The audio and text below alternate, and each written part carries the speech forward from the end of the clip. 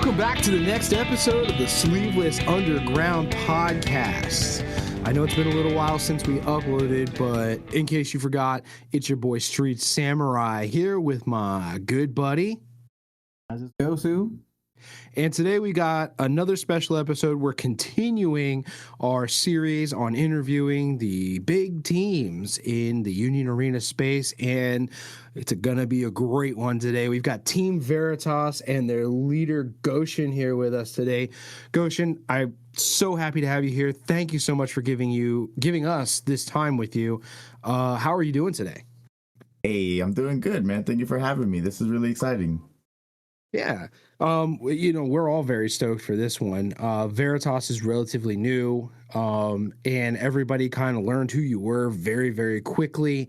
So it's going to be really interesting for us to take a deep dive, find out who Veritas is, where you guys come from, what you're about, and learn a little bit more about you. Oh, I'm so excited, dude, honestly. I'm also curious, like when you say like everybody like found out who I am quickly or whatever, like us, I'm like, I would love to know like how and where, because like that's obviously like really good news, you know? Yeah, it was after I want to say it was either the Virginia or Peoria regional. All of a sudden the name Veritas was all over the place. People were like, oh, they're Veritas. And it was just like, I'm going down the list of team names that I know. I'm like, and they're like, oh yeah, they're new, but they're based out of New York. And I'm like, that's close. That's cool.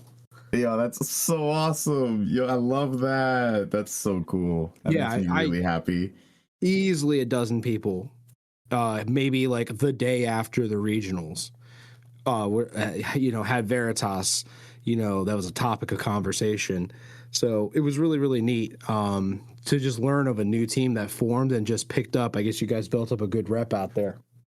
It makes me beyond happy, dude. You have no idea. I love that. Yeah, dude. It's I get that. It's definitely great when it's like uploading. It's like uploading a video and you're expecting 100 views, and all of a sudden you get 600,000. You're like, what happened? Yeah, true. Oh no, I'm geeked right now. Like that's so crazy. Yeah. All right. Well, hey, we're in a good spot.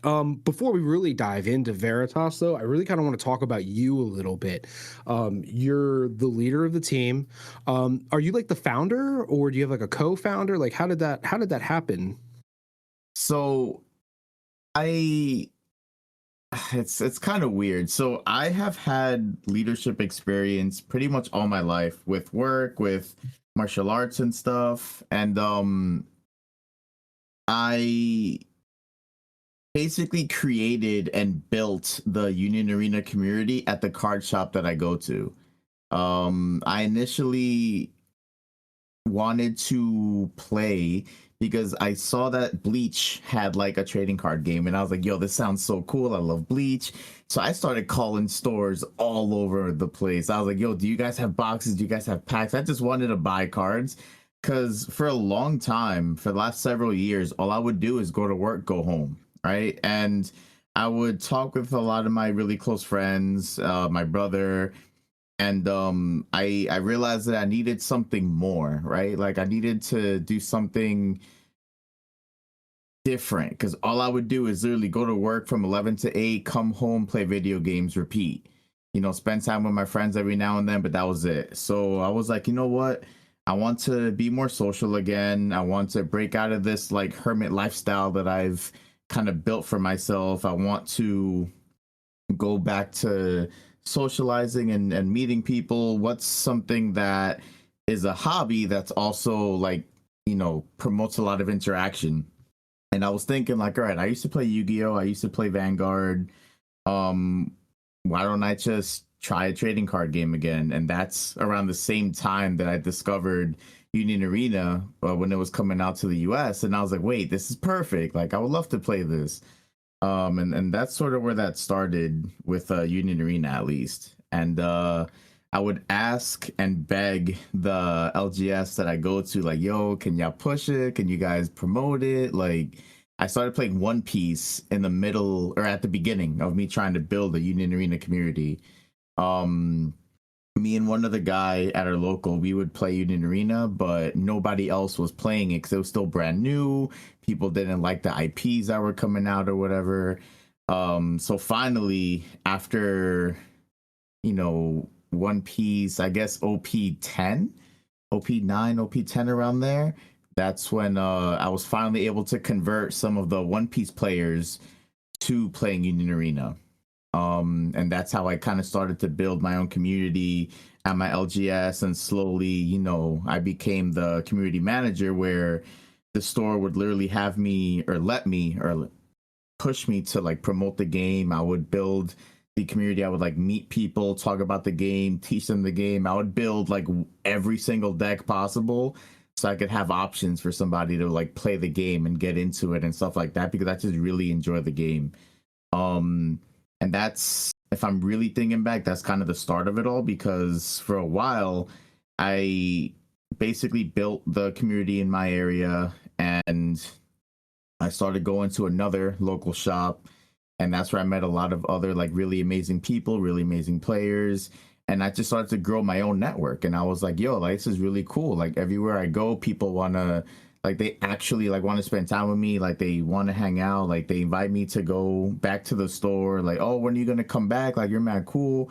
So I kind of started to build my own like self-confidence and self-esteem again after being self-isolated for so long.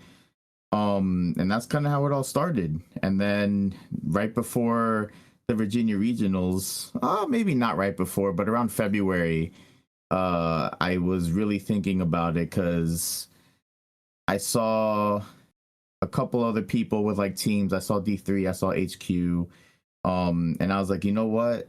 Let me actually try to make my own team. And I asked some of the guys at my shop. I was like, hey, this is my idea. This is what I want to do. Would you guys like to join? And they were like, yeah, that sounds fun. We trust you. We like you. We like the vision. And then we went for it. That is awesome. Sleeveless had a little bit more of a different tactic. We pulled up in a white van and said, hey, we got Union Arena cards, and just grabbed the grown adult men, yanked them in, threw them out with jerseys on. We're like, now you're ours. Dude, if you did that to me, I would have been right there with you. The struggle at the beginning to like get people to play this game was rough.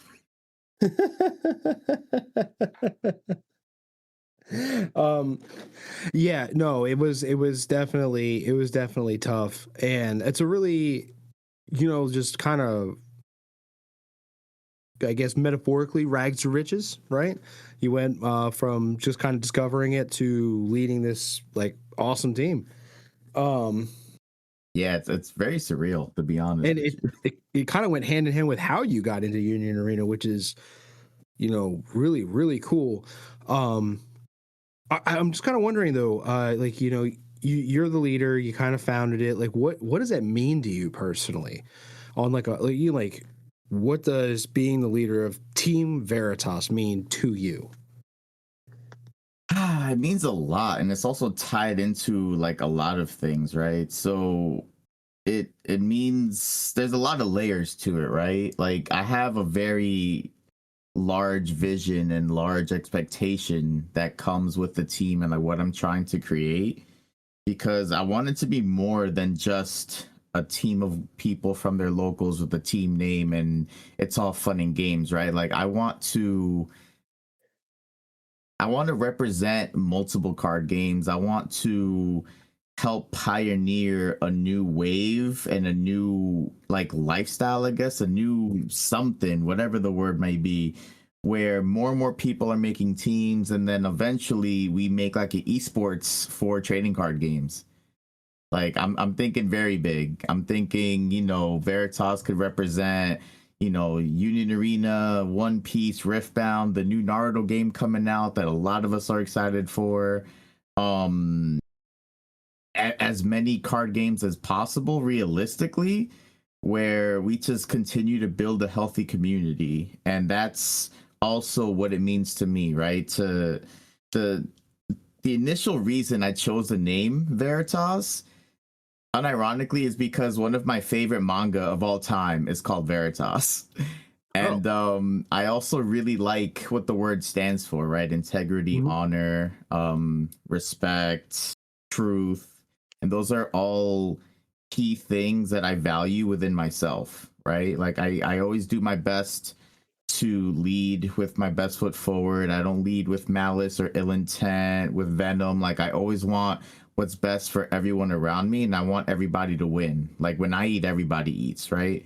Mhm. So I want to make sure that anybody that's on my side, or anybody that I'm, you know, friends with, anybody that I'm associated with, like I want to see them win just as much as I want to win, because their win is my win, right? Because I want to see everybody around me grow and improve in everything. So that's a lot of more or less what it means to me. Just building healthy community, standing true to my morals and my values, and helping others, you know, improve, be successful, and you know, just become better individuals overall. That's awesome. And I really like the sort of virtues and things that you're putting in there. We just spoke to Legit Vocals last week, and you know he's kind of operating on the same sort of level, uh, but I mean, in the same direction with integrity and virtue and things like that. And it's just it's sort of the same. It's really nice to see that the community is really like creating this foundation where playing a game with integrity is really part of it. Um, as for uh, the team itself, though, um, you talked about the virtue and integrity, but like, how would you describe the overall team itself and like the vibe and the culture within it? And like also what makes your team stand out? Like when people look at it, they go Veritas. Like they know like what is like that sort of like characteristic that really identifies you among people. I'm going to be right back. Something's going on with my wife real quick. Raz, if you could take over the interview after he does this answer, I need 10 minutes. I will be right back. Okay. Well, hope everything is well. Uh, Everything's fine. She's just got something going on. no worries. I'm not really sure how to answer that, because like there's nothing, at least to me, there's nothing like super crazy like defining or unique or anything. Like we're really just really chill people that want everybody to just be happy and get along. Like um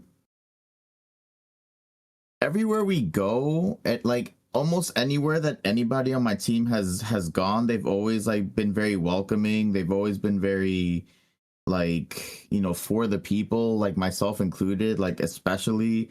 um I think it really stands to show and reflect really just how we carry ourselves. Like we're like we lose gracefully. We, you know, we help motivate those around us. We help coach people around us, and you know, give guidance where we can, not just in the game but like in life. Like a lot of the main people that I have on the team, I also know personally from my locals, right? So I've gotten to know them for almost 2 years now. And like I don't know about, you know, you or anybody listening, right? Like I hate my time being wasted. So if I'm investing time into building like friendships and any type of a relationship, no matter what it is, like I want to be surrounded by like-minded people that have similar values as I do, right?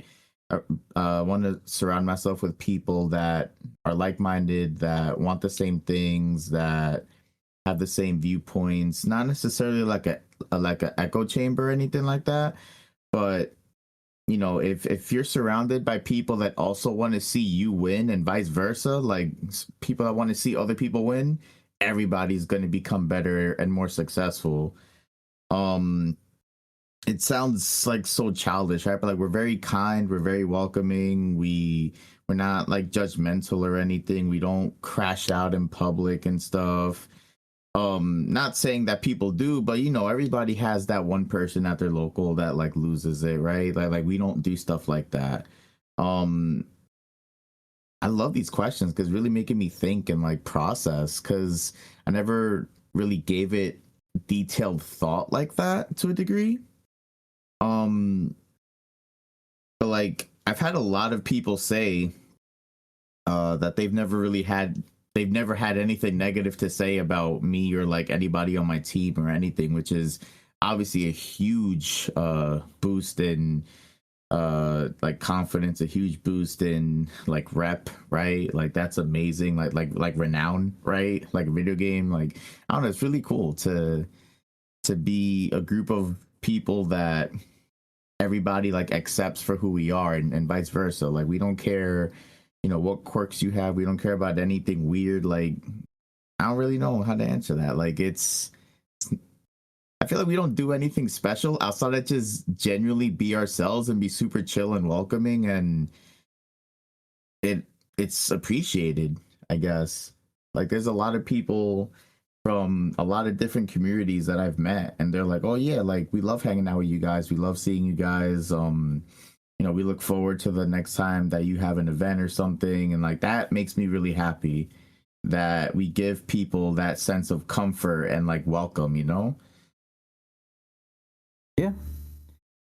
I think Union Arena, the community overall, has been pretty chill, at least from my experience, which is extremely limited. I've gone to 2 local shops, no regionals, so we definitely haven't. I haven't, at least. Street has some more fancy stories of apparently people having issues at locals, but Interesting. I yeah, also haven't had any major like bad experiences with locals or anything. yeah. Apparently, one of his first locals, he took Red Kenshin to it because that's literally all he had. Because he's like, "Yo, I love Kenshin," and one of his first opponents was just like, "Really, dude? I'll see you outside after the match." What? Oh, okay. So we're doing Ain't that. no way. That's crazy. That's nuts. I would definitely love to hear his perspective on that because that's kind of nuts. I've never had that experience before. Like, hopefully, they were like maybe like trolling, but because it's a new person, like they obviously don't know. Um, like, like you know when you know somebody and like you know their like jokes and their quirks and their Yeah, personality, and it's like not an acquired taste, but like you learn to like appreciate them for like who they are, right? Not everybody is gonna know that that's, you know, your sarcasm, your personality, your sense of humor, right? So hopefully it was something like that and not like they actually meant it, because really saying that over a card game is kind of absurd. yeah, truly is. All Goodness. right, now I need to figure out where he left off and which document he was looking at because I don't have it open. It's all good. Let's see.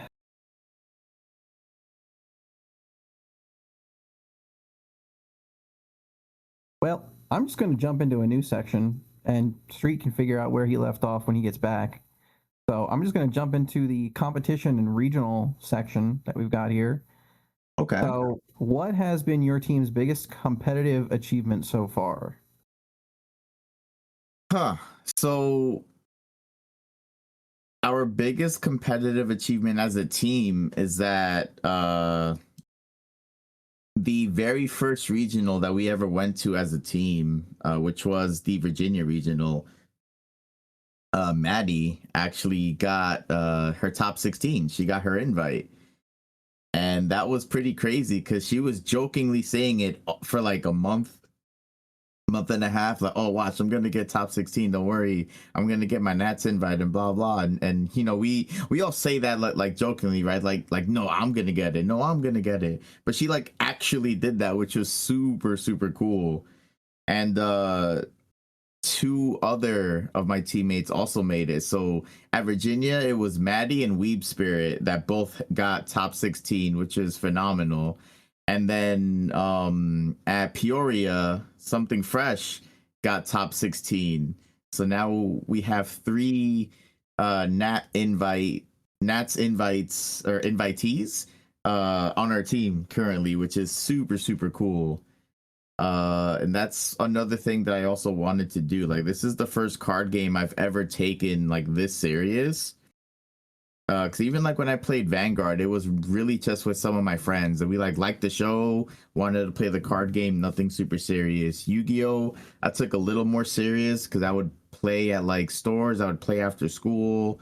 I'd play with friends, obviously. I would go to fun like house tournaments where like if my friends, we would put up like, couple bucks amongst each other and play for that or play for a card or something like that. But Union Arena has been the first game that I at least took super serious. Some of my teammates have played other card games much longer than I have. But our biggest achievement so far is that we have 3 Nats invites on our team currently. Hopefully, more to come. Yeah, for sure. There's more regionals coming. I know people have been talking about them. I know some of them have been announced. Unfortunately, I don't think we're going to make our way to any of them because they're just not logistically close for us. But we have casually talked about being like, we should try to go to one. Like, yeah, maybe we should. Absolutely should, dude. It's a lot of fun. Like, that's the other thing that's like exciting about it. It's an excuse to travel, right? And it's a way to meet other people that like we know like through Discord, through the community. And like the excitement of just being somewhere else, being in a different atmosphere, being in a different area. It's like a lot of excitement involved with it. Yeah, so I've been to 2 regionals in my past card game experiences. Back in 2013, we had a Vanguard uh, shop qualifier. It was like a team shop qualifier, and I don't remember if we won it or if we just placed high enough that we got an invite. So I did end up going to a Vanguard regional back in like 2013, and in 2018, Otakon, a convention in Washington D.C., was actually hosting a Dragon Ball Super regional during the con. So I was going to the con already, so I was like, well, I play Dragon Ball Super, so let's go. Didn't really do too hot. Probably needed more practice with the deck I took, but those are ancient stories. When was what like outside of that, have you also played a lot of like different card games and stuff or So my card game experience fairly lengthy. When I was a teenager back in the ancient times, I played the ancient times is crazy. I We're probably played like the same age. maybe what are you dealing with? I'm 36. A 36 as well. The ancient times, as I said. So when I was like 14, 15, we started going to card shops with Yu-Gi-Oh. Before that, I had, kid experience going to Pokemon leagues, but that was for kiddie. I took a deck. I was like, yeah, I'm playing Pokemon. I love Pokemon. But yeah, when I was a teenager, I played Yu-Gi-Oh, Magic the Gathering, Naruto, the original Dragon Ball Z card game, Yu Hakusho, and I think that might be it. Took a long break. Got back into Pokemon around like 2019 because I had the itch to crack some packs, and so I got back into Pokemon. Me and my buddy Grimmin, we mostly just played casual between the two of us because we could not find locals around us during that period. I don't know how that was even possible, but we could not find Pokemon locals in like 2020, aside from COVID Goodness. stuff. But then we got into Dragon Ball Super around that same time period. Went to some card shops, and I was card game clean until Street was like, "Hey, you ever heard of this thing called Union Arena?" At the end of 2025, and then here I am again, back at it. He had his coin and everything. Now that's awesome. I sometimes wish I did the same, dude. Honestly, I do wish I played like more card games. I feel like my life would have been slightly different had I done so. So, Street, I don't know where you left off, so I just started picking up with the regional competition section. And Okay. if you want to loop back to where you were, that's all good. But I'll let you take Okay, it yeah, over. sorry about that. My wife's 20th high school reunion was tonight, and her designated driver ditched her. So Oh shit. so I had to go get her real fast. Oh, that sucks. Okay, so we did the culture and vibe. All right, cool. All right. Well, you being said that you'd wish you'd played more card games. Um, where would you say like your players, like where do they come from? Like how do you attract people uh to Team Veritas, and like how does that recruiting process work for you? So I actually made all right. So let me not jump ahead. So a lot of the people on my team are very experienced with card games. Deca, for example, he's a judge in UA and Gundam. I believe also in the one of the Dragon Ball Bandai games. He's played a ton of games, and he also uh mildly mild plug. He also made his own like TCG Lite that he's slowly working on as well. Maddie has played damn near everything under the sun. She's played Magic, or plays Magic, Lorcana, Pokemon, UA, One Piece. Um, Fresh, he's also played well, Fresh and Weeb, right? One Piece, UA, Yu-Gi-Oh, Vanguard, all the things. I'm probably funny enough, I'm more than likely the least versed in trading card games out of everyone on my team, which is very funny now that I'm really processing that. Everyone on my team has for sure played Yu-Gi-Oh, but and like maybe One Piece, but they've played significantly more than I have. And for the recruitment process, so at first it was really just people that I vibed with, right? I wanted to just, form a group with people that I really like, that I trust, that had, that liked what I wanted to create and my vision and stuff. And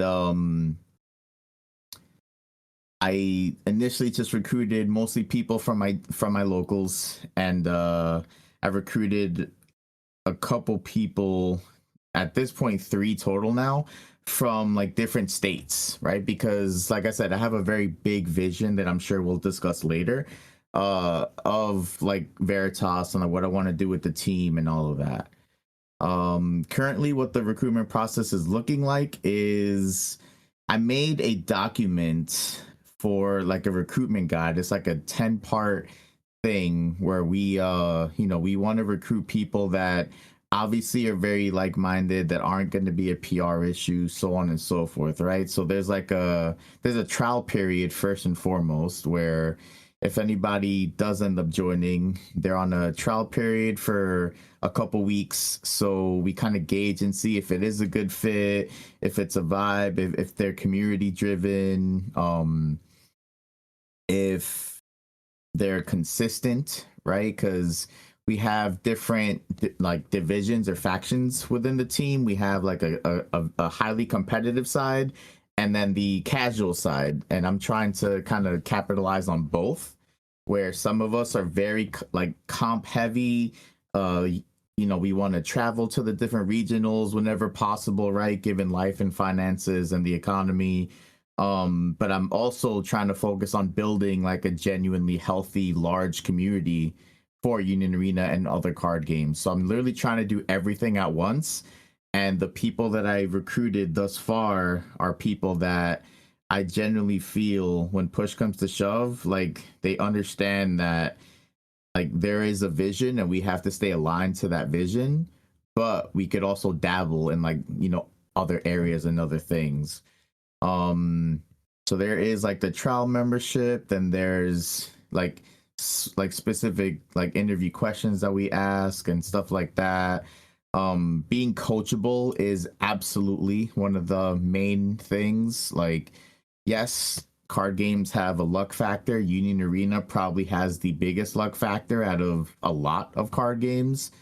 Um, but if you're not able and willing to take accountability and constructive criticism on your losses and where you can improve, then you're absolutely not going to be a good fit. Because even myself, like, I'm the leader and I also have like 10 commandments that the team members, including myself, have to live by as part of the team, where even if I break one of those 10 commandments, I get kicked out, and I created all of this. Like, it's not a dictatorship, right? There's a lot of small but also very important factors that go into the whole thing. Obviously you can't be a brand risk, you can't be like a super controversial person, you can't have ego battles, you can't like have like public disputes or like have like negative spirals, things like that.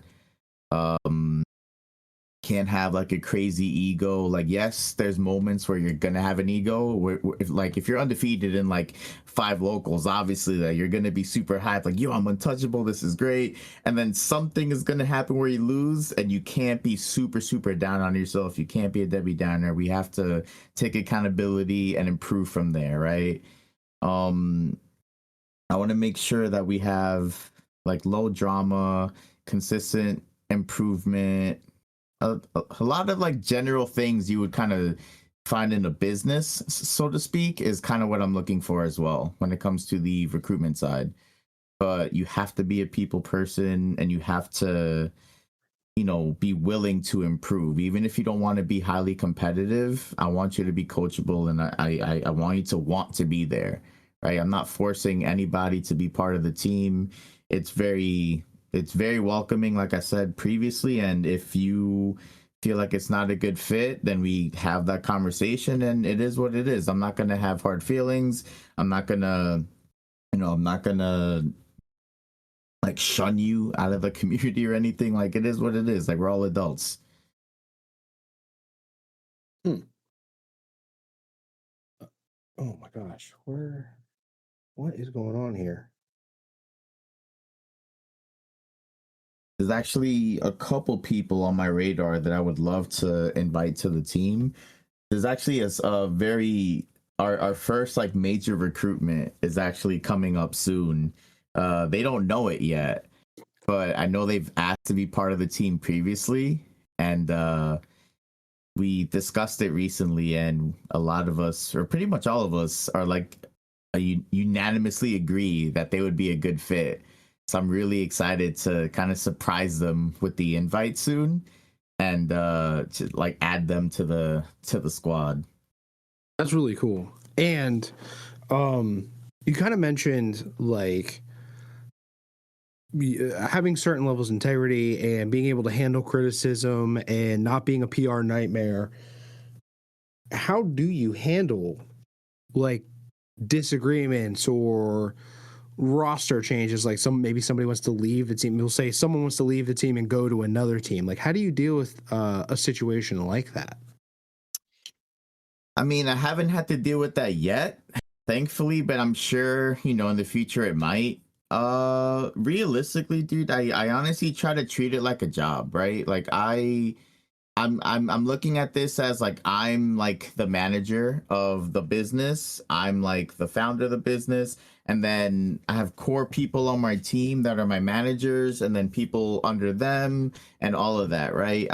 It's all a very big democracy, in the sense that I want to have open discussion. Like, if you feel some type of way about what somebody said, let's all like discuss it, blah blah. Like, a lot of it is handled internally. Thus far, we haven't had any major like internal like disputes or anything, thankfully. I've said it previously to other people, but like, if somebody wanted to leave my team and like join another team, I'm not necessarily gonna be like butthurt about it or anything. Like, it'll suck, obviously, but like at the end of the day, I'm not forcing anybody to be here. So like if you feel like it's not a good fit for you, then that's unfortunate. That sucks. Let me know where I can improve moving forward so nobody else feels that way, right? And not like Mhm. all I can do is just move forward with that information. Like I'm not, you know, I'm not gonna keep anyone as a prisoner or anything like that. But it's all like a lot of communication as much as possible, because at the end of the day, the main thing that humans want to be is understood, right? At the end of the day, you want people to understand your perspective and where you're coming from with your feelings. Your feelings are always valid, so we have to always like have an open discussion as to why you're feeling the way you're feeling, why you're thinking the way you're thinking, so we can both understand each other's perspectives and kind of come together to find a solution of whatever the case is, whether it's good, bad, ugly, whatever, right? Yeah. So like a lot of times with any like disputes or anything, it's often emotional, right? And I try my best to not have like emotionally charged like outbursts or like a thought process, because I want to be as rational as possible, because emotions lead to danger, right? Emotions lead to irrational decisions and thoughts. So being able to rationalize everything and say, okay, this happened because of X and X happened because you feel Y, right? And then we kind of break it down that way. And I feel like that's always going to be, at least in my opinion, the best way to handle any situation. It's like, I'm upset because of this, or I'm upset because you did that. Okay, you did that because you felt upset about this.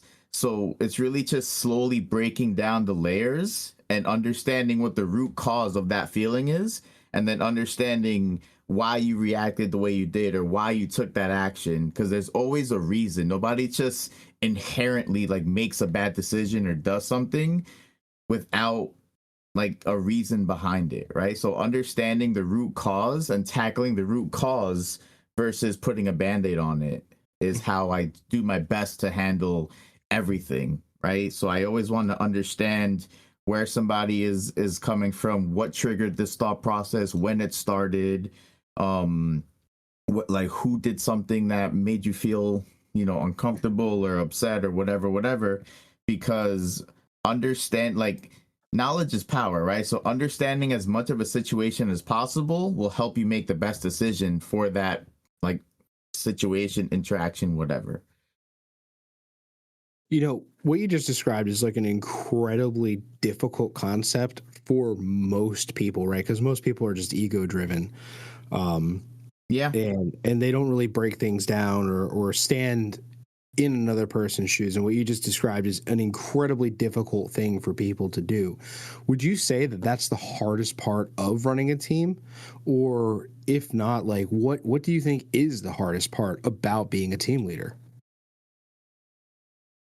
I mean, I'm thankful. Well, first of all, thank you for acknowledging that, because, like, not to sound like egotistical or anything, but yes, it is really hard to think of it that way. And it took me a long time to, like, think of it that way. And it took me a long time to, like, process that, right? Um, but it is the hardest part. The hardest part is balancing the different personalities and balancing the different cultures, right? Because even here, like in the States, we have different cultures, and Mm-hmm. we have different backgrounds and different circumstances that make us think the way we think or act the way we act. Similar to like different cultures around the world. Like for example, like I'm half Dominican and half Albanian, right? So when I when I'm speaking Spanish with people from other Spanish countries, it's very different. We have a different dialect, like certain words that we use mean two different things. Um and that's what's also helped me kind of adapt and process and put myself in other people's shoes, because at the end of the day, right, I don't want anybody to feel as low as I've ever felt in my life. Like I have a very unique backstory personally. So if I know how crappy and miserable it feels to be cheated on, I'm not gonna cheat on somebody. Like if I know how crappy it feels to be, bullied and like picked on, I'm not gonna do that to somebody because I know what that feels like. Like I want to be the hero that I wish I had growing up for other people, even as an adult. So a lot of times, like we've had internal disputes, and once I've broken down, like, hey, like, realistically, like, this is what they're used to, or this is where they come from, or this is why they might act this way. Once I like have them understand and break that down, they're like, oh, that does make a lot of sense. Like now I see where you're coming from, and like I have to be patient. That's the hardest. That's also one of the hardest parts, being patient and being understanding and just listening and immediately trying to put myself in the other person's shoes and think like, okay, if I was in their shoes, if I was reacting this way, if that happened to me, how would I feel? Like, okay, now I can justify why you did that or why you said that or why you feel that way, because I wouldn't want to do that, right? It's a lot of balance, it's a lot of patience, it's a lot of just understanding. Like it's very difficult. I'm about to digress super hard because this is like one of my favorite topics of conversation. We will get back on task, but I'm very, very interested, real quick, in knowing if you're familiar with the teachings of Carl Jung. Maybe in passing, but the name does not like ring a bell. It's really interesting because a lot of what you just described is a massive part of his process of individuation, and you're talking about legitimate shadow work, right? You're taking I'm not going to give a whole sermon on this right now because it's a lot, but you're taking aspects of the shadow and assimilating them in an attempt to achieve the higher self and a higher understanding of what it means to be human, which allows you to not necessarily experience what I consider. A lot of people talk about ego death, and I feel like that's a myth. But the separation of the ego and the able to stand outside of it and look at it objectively and recognize that you feel emotions, but also to set those motions to the side, allow yourself to feel it, get past it, and then work in a logical, more human and understanding manner. It's really, really interesting because I've spent a lot of my life at this point studying that, and the amount of work that goes into just making that part of your personality and teaching yourself to not be complete reactive, to be able to look at something logical, to be able to admit when you're wrong, to be able to take self-accountability. All of that is something that takes tons of studying and very deliberate effort. And it sounds like you've managed to not only naturally incorporate that into yourself, either through your experiences, but also apply it to the virtues of Team Veritas. That means a lot, man. Yeah, it's my personal lore is kind of crazy. And I want to be able to have everybody around me feel like they're like heard, listened to, understood, accepted. And I definitely, like, after this, I'll definitely ask you to DM me like which book to read for that, because that sounds really fascinating, and that's something that I'll definitely read into. 'Cause this is just how I've always naturally like thought and felt. Like I don't want to, like I said, I don't want anybody to feel as low as I've ever felt in my life with anything. So I do my best to be super welcoming, be super accepting, be as supportive as I can, and kind of like always put myself in someone else's shoes to kind of learn more about them to a degree, right? Because if I sit there and think like, okay, like you feel this way because of X, how would I feel? I would feel the same way. So what's the solution to that, right? Mm-hmm. Yeah, exactly. I mean, there's been disputes on other teams, and because of all that studying and like the understanding of that process and going through that process myself, like in a very conscious manner, I was able to actually see it from the perspective of the one individual who basically everybody was dogpiling afterwards, and was able to be like, I get it, like I can see it from his point of view. It's impressive for somebody to just have that skill without intentionally obtaining it. Like, there are so many of us that work and it takes years to learn how to put the ego to the side and to do that. It's just that it's mind-blowing. Well, to quickly touch on that, right? Like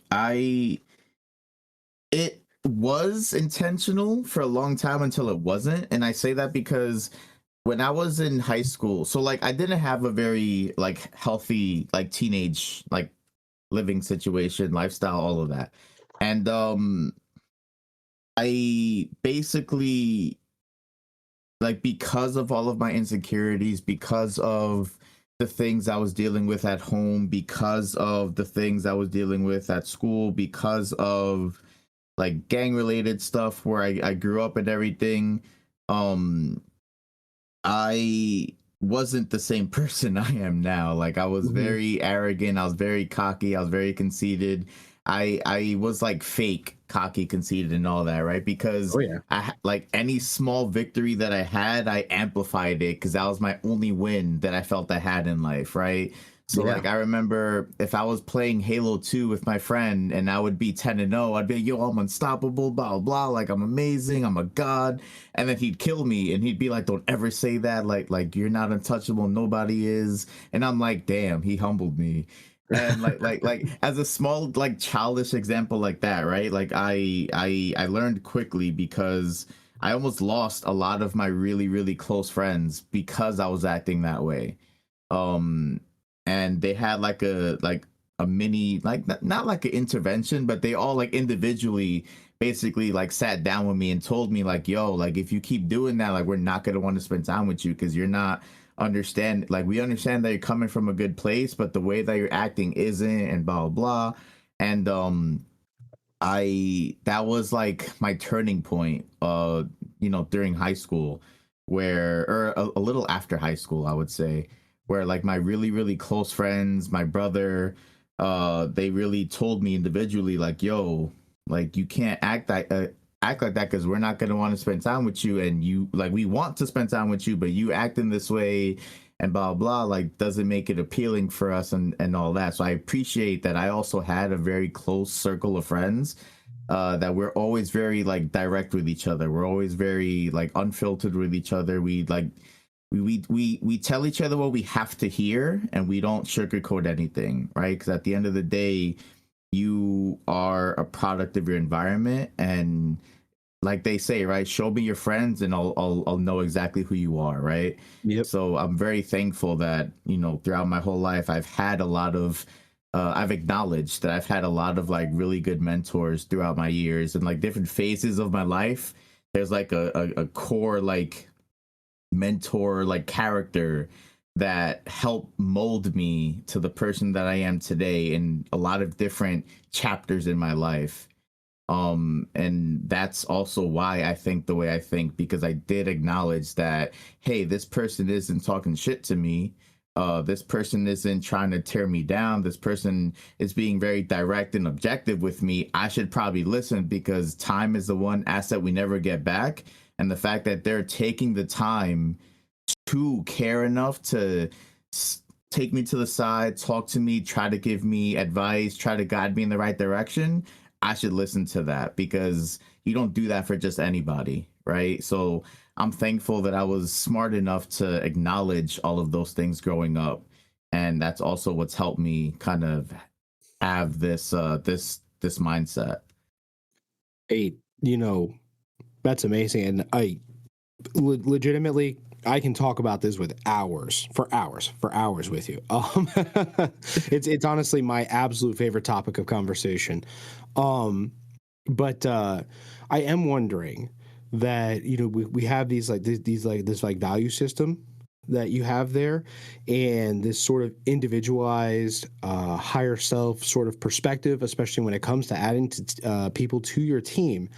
And I'm wondering, when you're looking at these new people and you see these qualities in them, what part of that says that is a strong player and a strong person? And how do you know what that individual has to be a strong team competitor, not just as a strong individual, but as a strong team competitor when you're inviting them onto the team.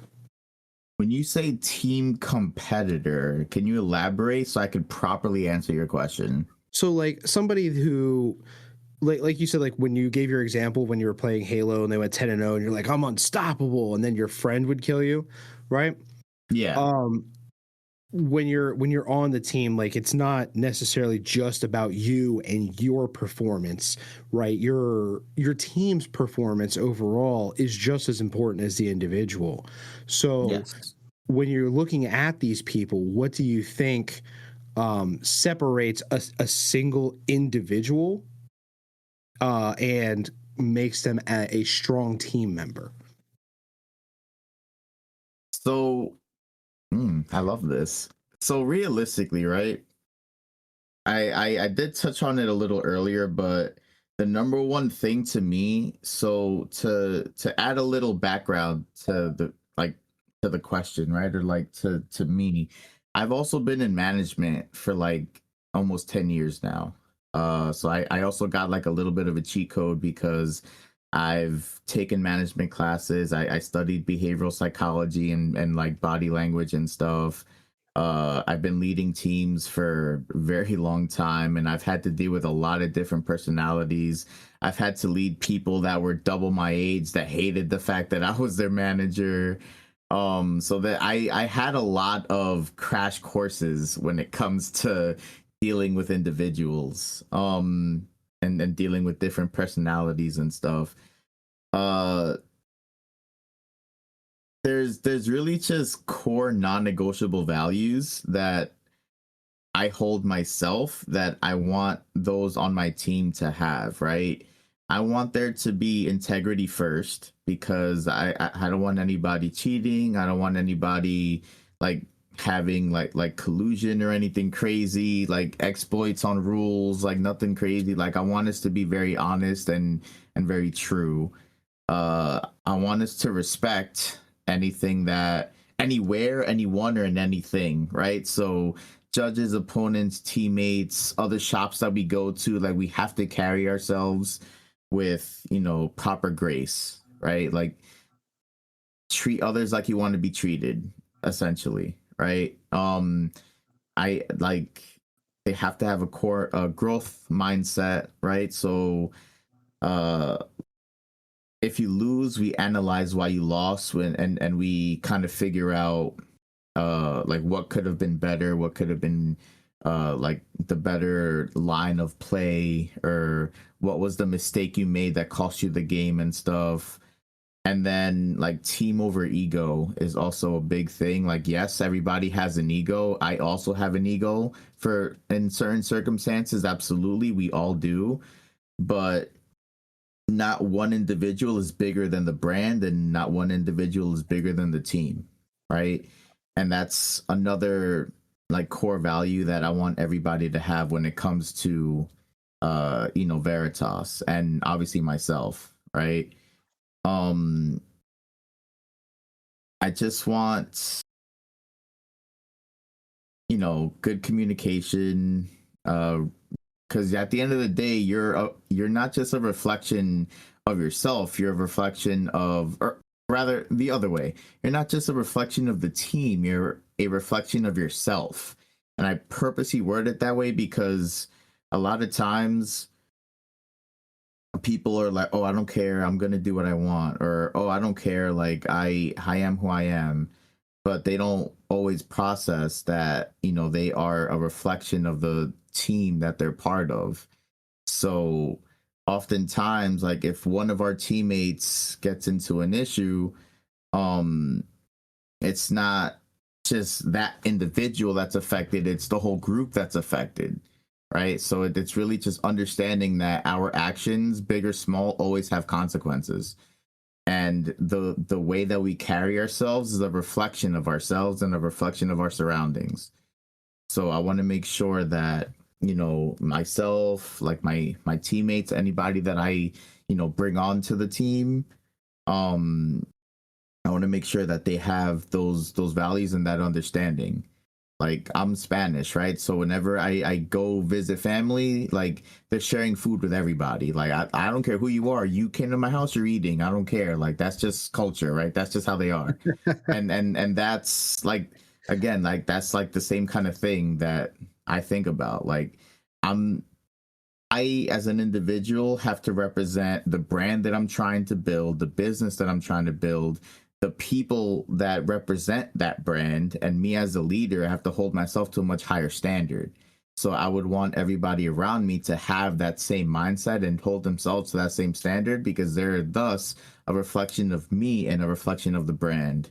And it's like, if you wouldn't hang out with somebody that would make you feel like shit or make you look bad, then don't make others feel like shit and look bad, right? It's like, again, treat others like you want to be treated and handle things the way you would want it to be handled if you were in their situation or in their shoes. That's, yeah, no, absolutely. Anybody who is able to embody that is definitely somebody who is not just there to say they're part of a team to make themselves look better. They're there to make the team look better. And I definitely agree with you that that is the key to making somebody not just a strong player, but a strong team member as well. And all these lessons that you seem to have embodied throughout life and that you're passing on to these people who you kind of see that reflected in onto your team. I was just wondering, like, since you formed this group of people, has this group taught you any lessons? Anything else that you've added to this sort of like repertoire of virtues and morals that you apply to Veritas? Have they taught you anything? Yeah, no, that's another thing. Like I always find myself learning from people younger, people older, it doesn't matter. Deca actually, he's one of my teammates that I absolutely go to for like just processing certain things or like getting advice from. It's funny because he's like very religious and I'm very not. So we still agree on like our morals and our ethics and our viewpoints. So I him in particular, I do speak to a lot when it comes to certain ideas or certain ways to approach something. Um, because I'm not perfect, bro. Like I don't have all the right answers. I'm still learning myself. Like this is my first time being this age. This is my first time doing anything this, grand, this big. This is the first trading card game I take this serious. This is the first time outside of like martial arts and like jobs that I'm trying to build something bigger than myself.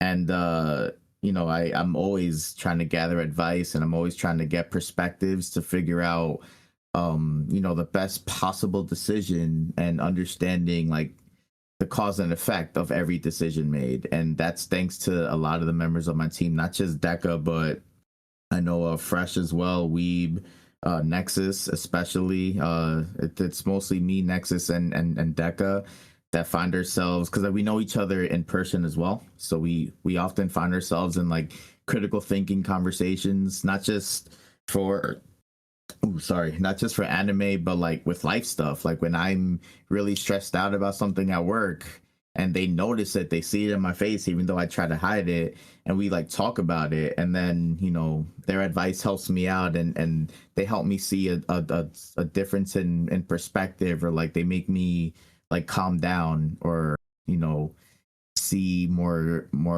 clearly like what the situation is and like get out of my feelings. That's, yeah. Yeah. And it's such an important skill to have to be able to do that, right? To be able to learn from people who you wouldn't necessarily consider teachers, but be able to take in teachable moments. It's really important to be able to do that. And I'm seeing like all these like grand qualities. I'm gonna call it that, grand qualities. I think it's a good way to describe it. When you're looking at somebody who you want to look at in a leadership position, and to be able to embody that is such a strong way to maintain a solid team environment and team culture. And you're obviously willing to take in things from people and add that and then look at it objectively and see if you agree with it, disagree with it, and then implement that into your own perspectives.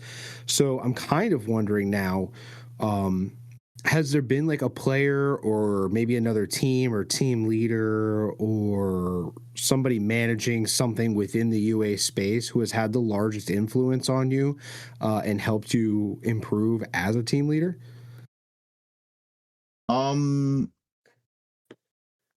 Immediately, honestly, two people genuinely do come to mind. To be quite honest with you.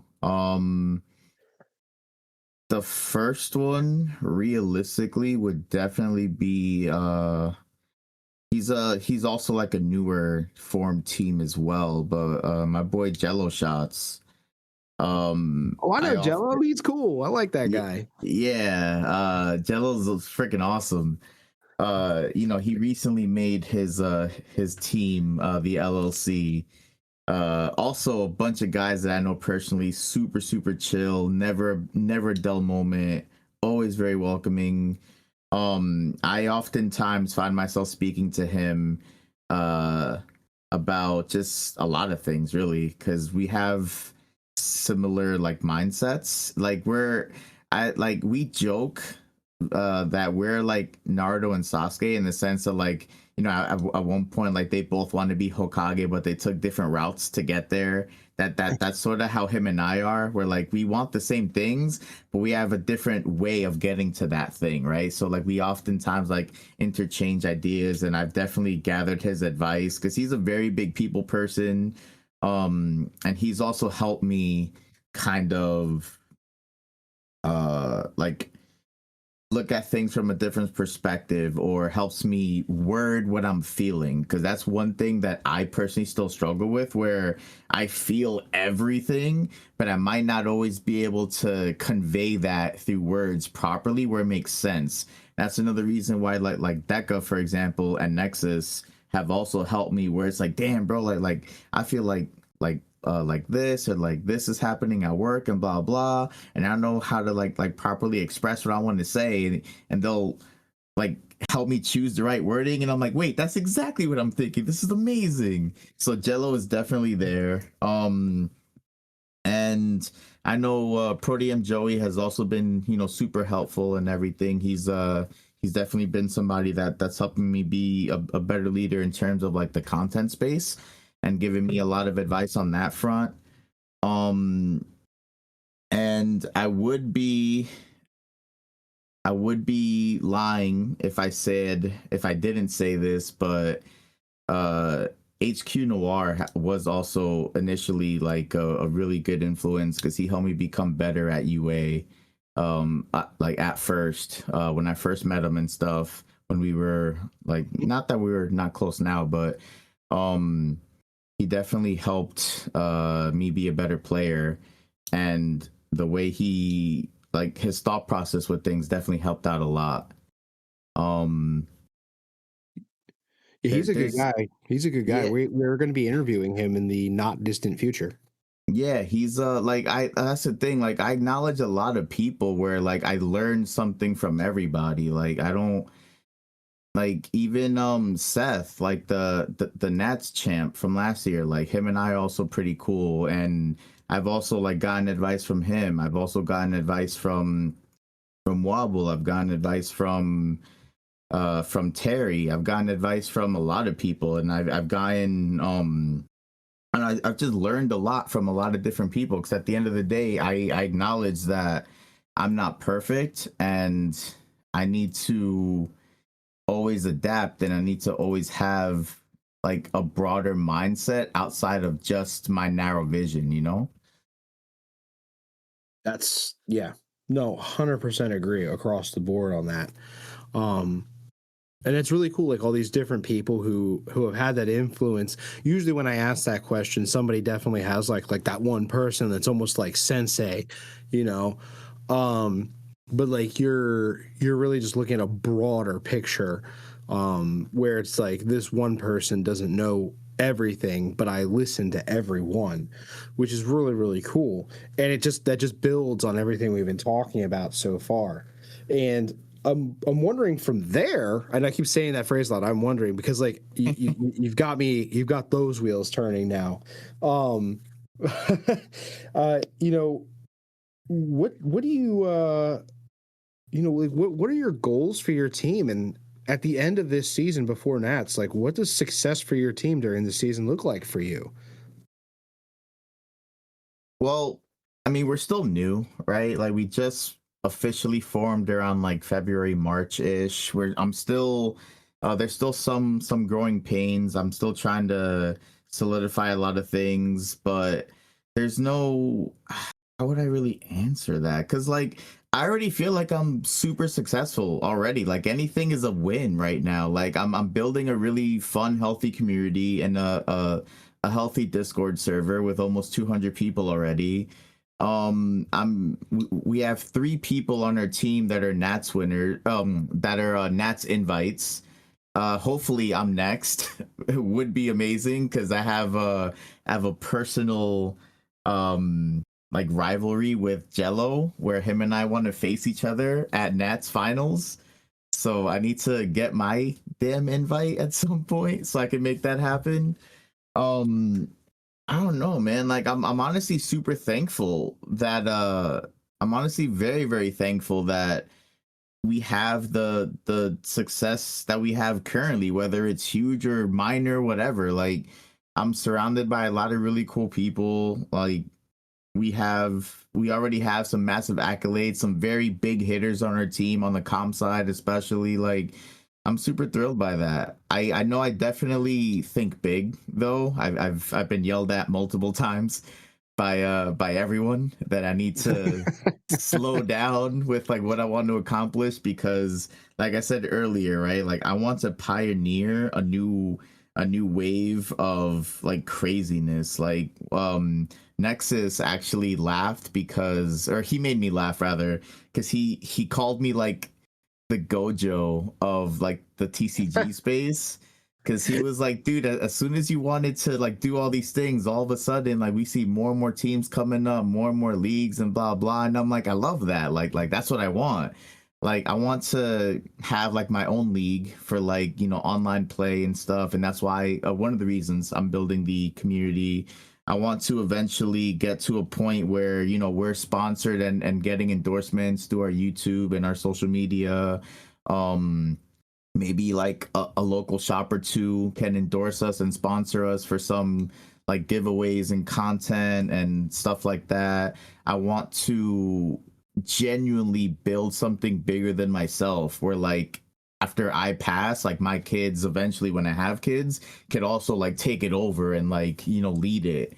Like I want to create a giant like thing. Like I want to help pioneer a wave of like esports for trading card games, not just video games, right? Like I want Team Veritas to be represented in a lot of different card games, video games, just different things in general.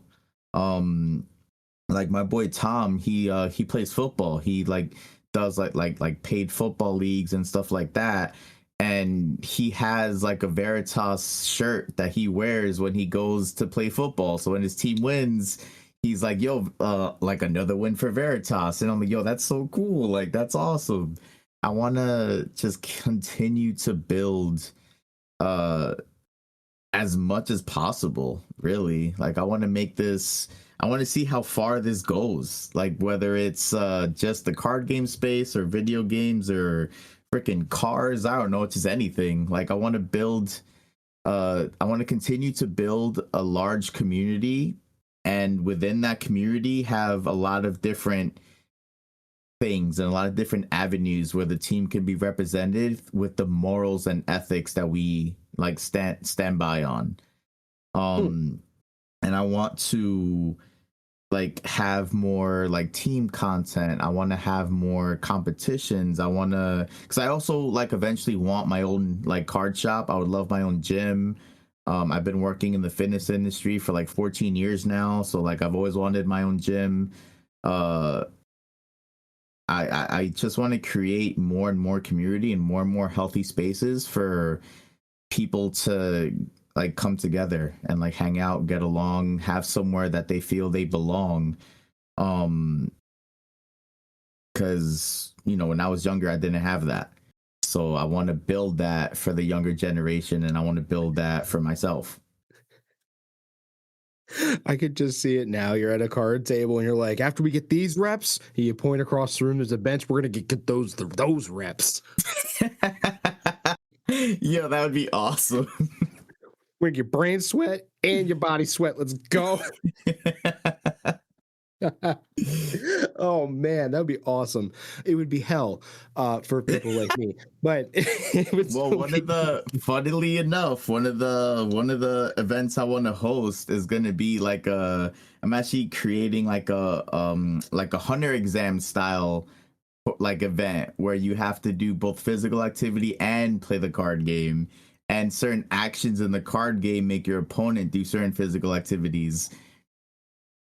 I'm telling you this right now. If I thought for 1 second that if I lost that game, I was going to have to do 10 push-ups, I'd go 10-0 with Hunter x Hunter. Like, hey man, we're starting to have fun here. Well, it's been fun the whole time, but it's a different brand, right? I'm wondering, what is the most underrated thing that you think about, belonging to a team, being in the team space and competing on that level with UA? Like, what is the most underrated thing about that? The most underrated thing about being part of a team, per se? Yeah, like a fun aspect that people don't know is a fun aspect until they experience it, right?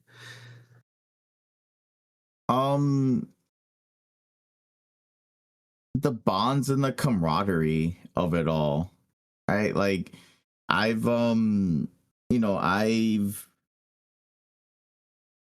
not that I'm surprised, right? But I'm very thankful that I've met a lot of people because of the team. I've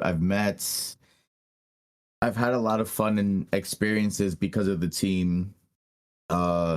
I feel like one of the most underrated things really is like the network, right? Like I really believe in the 6 degrees of separation.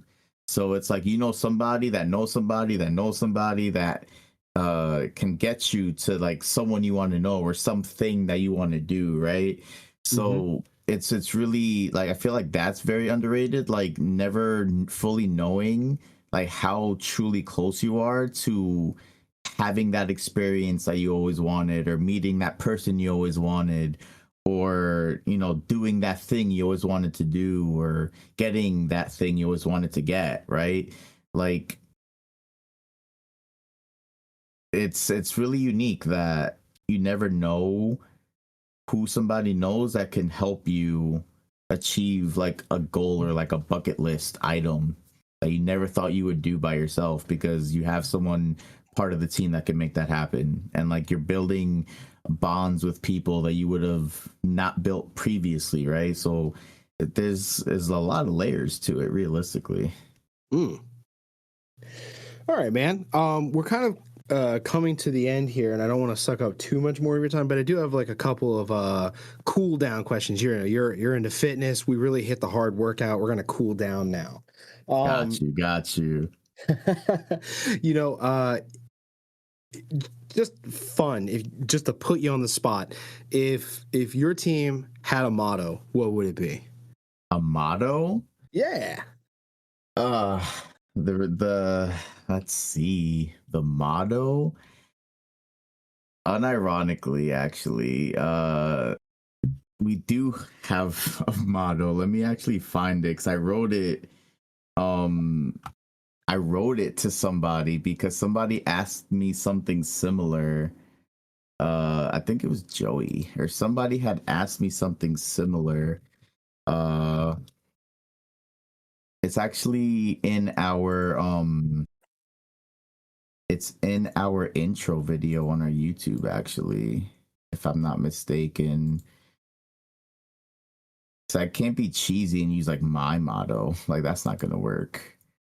But it's like integrity, we stand by it. Honor, we live it.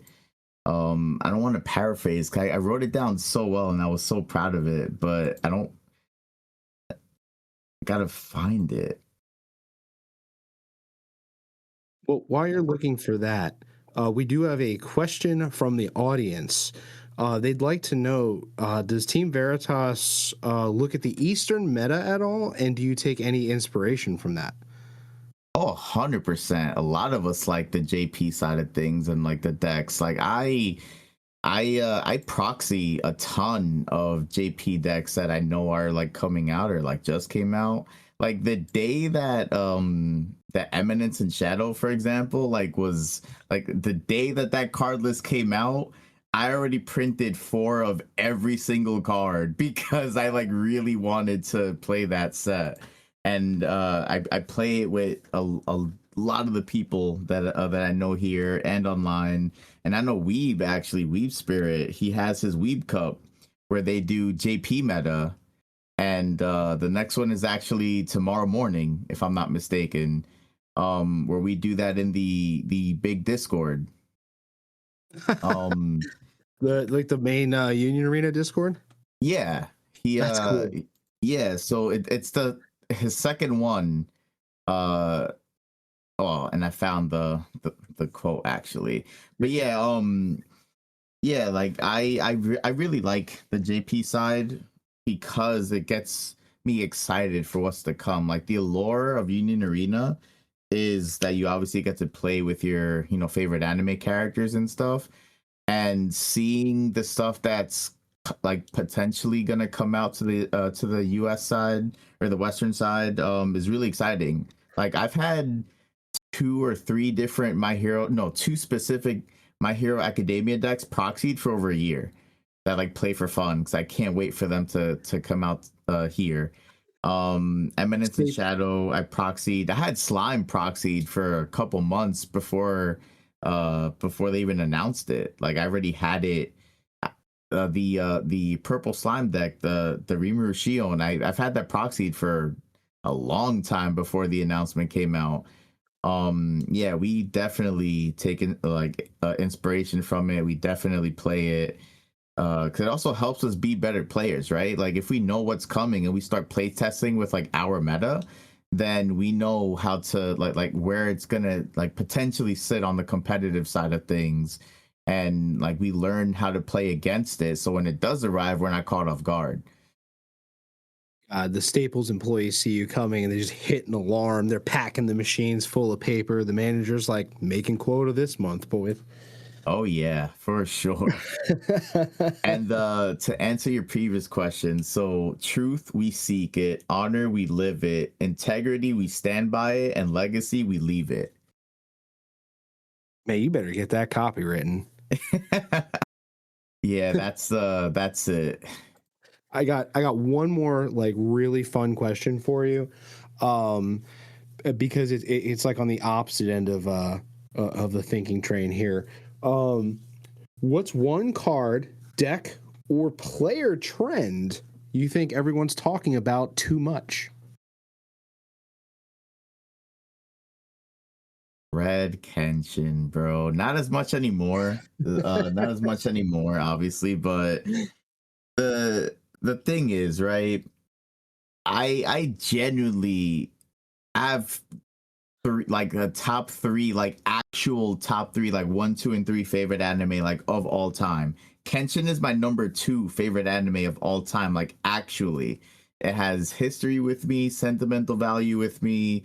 I love what the character stands for. I love the show, love the animation, both new and old. Love the openings. Like I grew up watching that in like 2 different languages. I really love Kenshin, and I obviously was playing Red Kenshin for a very long time. So all the Red Kenshin slander was definitely hurting my feelings for a good amount of time because I understand it, right? I understand, but I just like this is just a thing, man. Like if you just learn how to play against it and use its mechanic against it, like you're fine. Like yes, it's very strong. Yes, it has a lot of advantage over other decks for sure, but it's not impossible to beat. Otherwise, it would still be in the meta, right? I think that was for sure something that was overdone for a long time. You're now the second person I've heard say that almost verbatim. The first one was Raz. Yeah. He just chimes in with the yeah.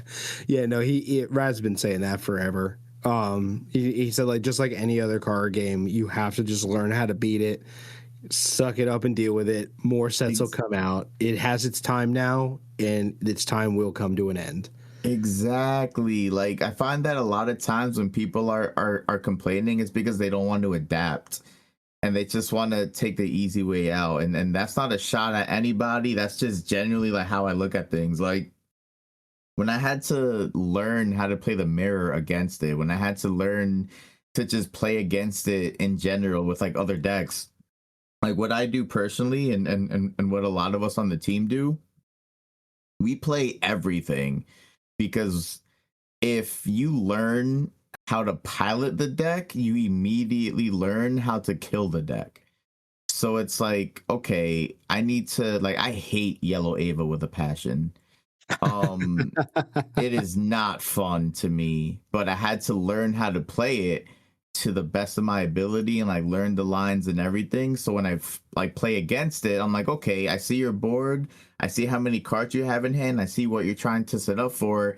Now, as a pilot, what would I do in your situation? What am I trying to build towards? Okay, if you're trying to do X, Y, and Z, I'm expecting that so I can play around it. And that's how it should be with anything. If you are competitive, if you're casual and just playing it because it's like, you know, your favorite anime or whatever, sure, like, you know, have fun, chill. But, you know, there's always that extra competitive edge that you have to take into consideration. And that's kind of what I do. And like what a lot of us do, not just me, not just Veritas, not just these other teams, like a lot of people You know what you do against Yellow Ava? cry. Red Kenshin. No, it's Yellow Ava's the reason I started playing Red Kaneki. It wasn't the deck that I wanted, it was the deck I needed. And I didn't realize it until I got it and I started playing it and realized that Yellow Ava cannot handle being rushed down. It can't handle it. It needs those turns to set up. And if you're slamming into it for 4 and 5 life by turn 3, turn 4, it does not know how to respond to that. Yeah, that red Kaneki Ayato is nasty work. Yeah. Yeah, I love it. It's my favorite deck, right? Although I gotta say my Shoe Tower hybrid is very quickly becoming my favorite deck. That thing is an absolute animal. Um but yeah, no, it's Shadow Army for me. I remember 2 weeks ago, Street told me hybrid shoe tower was garbage. I did say that. That's fair. That happened. And then he had see, but like and that's okay. We all have our moment like that, but then you know we take the time to learn and see and like see for ourselves. Then it's like, nah, you could always have a change of heart. It's fine. My problem is that I like to be influenced by other people when it comes to stuff like this. And I was playing other people's card lists, other people's designs, and things they came up that worked for them. And it wasn't until I put it together in a way that worked for me where I was like, wow, this really is absolutely incredible. And now when I Yeah. drop two 12 cost Konakis on turn 3, people get very upset. Damn, that's scary. But that's also like I love that you said that. 'Cause that's one of the reasons why I build so many decks. Like I have over 40 decks built and more to come for sure because it's a way for me to keep growing UA as a community, right? Like, oh, you like this anime? Oh my god, I got 2 or 3 different decks for that anime. What are your favorite characters? Oh my god, look, I have this deck for it. Let me show you the game. Like it just makes it so much easier, and it's another reason why I try to play so many things. But obviously for like comp season and stuff, we isolate the many to a very small few so we can really narrow things down. But no, that's awesome that you found like your deck and like you built it in a way that works for your playstyle. That's what a lot of I feel like that's one thing that a lot of people don't fully grasp. That yes, there's meta decks and yes, there's meta builds, but you also don't want to force yourself to play something you dislike just to be competitive or just to have like a competitive edge. Like you want to still enjoy what you're doing and, be as competitive as you can if that's what you're trying to do. Mm-hmm. Yeah, no, absolutely. Goshin, I'm actually really appreciative of the time you've given us today, and I really don't want to take up too much more of it. At this point, I'd actually like to give you the opportunity to plug anything, like if you have a YouTube channel, your Discord, anything your team is doing. Just go ahead, shout all that out, and let us know where we can find it all. Yeah, so we have our Discord community, which is the Team Veritas community Discord, like nothing super special. We have our YouTube channel, which is the same, like Team Veritas. If you'd like, I could also just put it in the chat and stuff as well. Yeah, But DM it to me too, so I can add it to the episode description. oh, beautiful. Yeah, I'll definitely do that. Yeah, like our YouTube is Team Veritas TCG. Our Discord is just Team Veritas community with underscores between the words, so team underscore Veritas underscore community. We do have like social media like TikTok and Instagram and stuff that's also just all the same, like just Team Veritas.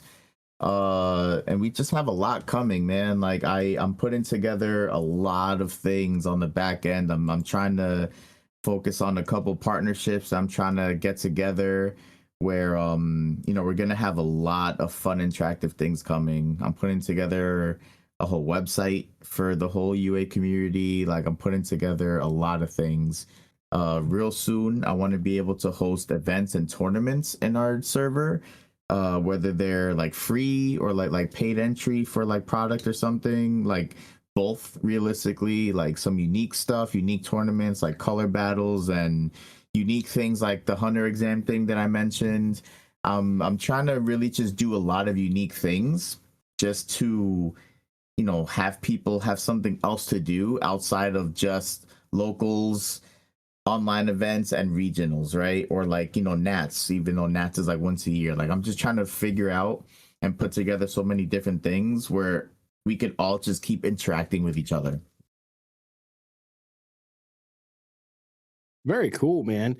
Well, again, thank you so much for hanging out with us today. We really appreciate you taking the time to do this. I know you're super busy.